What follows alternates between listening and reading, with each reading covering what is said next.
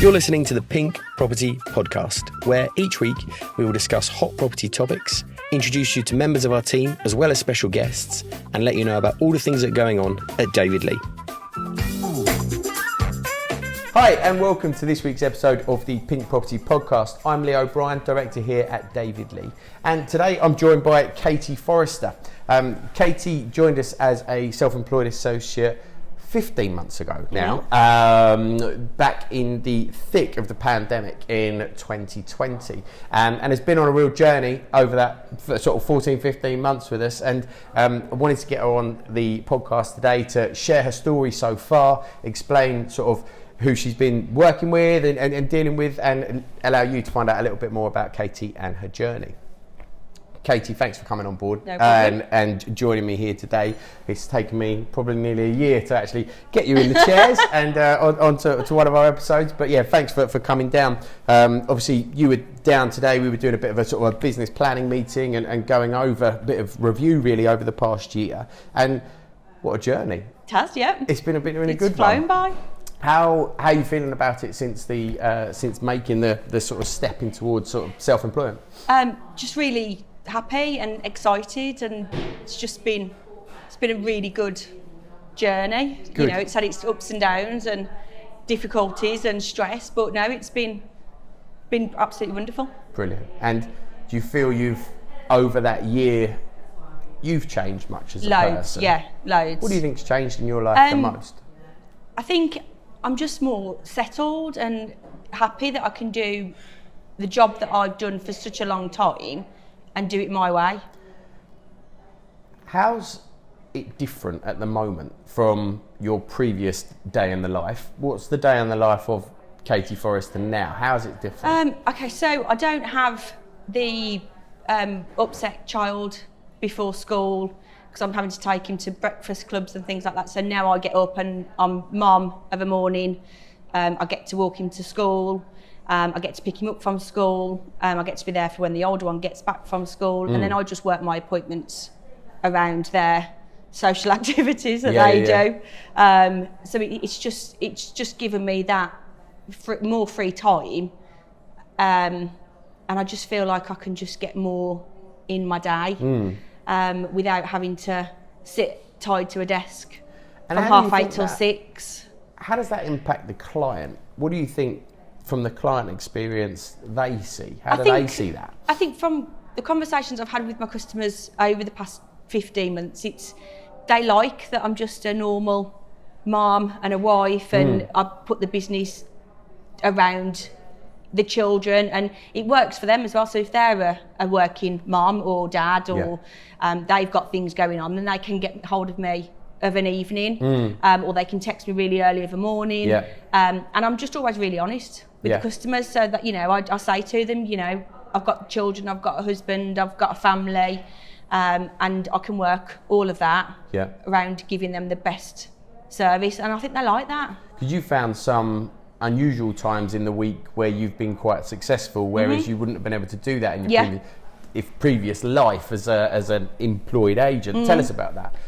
It's just being able to offer out of hours appointments, you know, so I can go to an appointment at 6-7 o'clock of an evening, even at 8 o'clock. You know, I was on the phone to a customer last night at 9:30, trying to sort something out for her.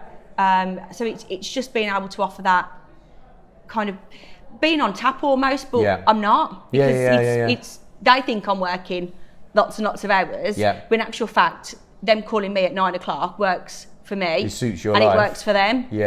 My kids are off to bed, and I can still do a little bit of work, texting people, voice notes. And people like it. It's just so much more flexible for everybody. And I think with COVID and what happened last year, I think people want that now. You know, and I don't think life needs to be quite so structured. You know, you've got to call your agent before 5:30. Otherwise you miss them for the day. Or, you know, you can't get hold of them on a Sunday. You know, I work on a Sunday still. But I work round the little one doing football. And it just works. And on the football thing, that was one of your real goals, wasn't it, when you went to become self-employed, was actually to attend football Yeah. for your kids. Yeah, football, at the swimming, weekend. just to be able to. Have you been able to do that? Yeah, been able to do Consistently? that. Yeah, Good. most weeks. Apart from when it rained, might send the husband. Yeah. But yeah, I've been able to do that.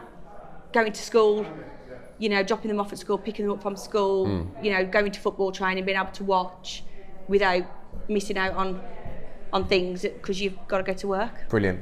And I think from the feedback and the reviews that you've been getting, customers seem to have loved that service. Yeah. They seem to have loved that being able to have access to you when they deem to be at all hours, but actually it turns out that the hours are more suited to the way your life lives and works anyway.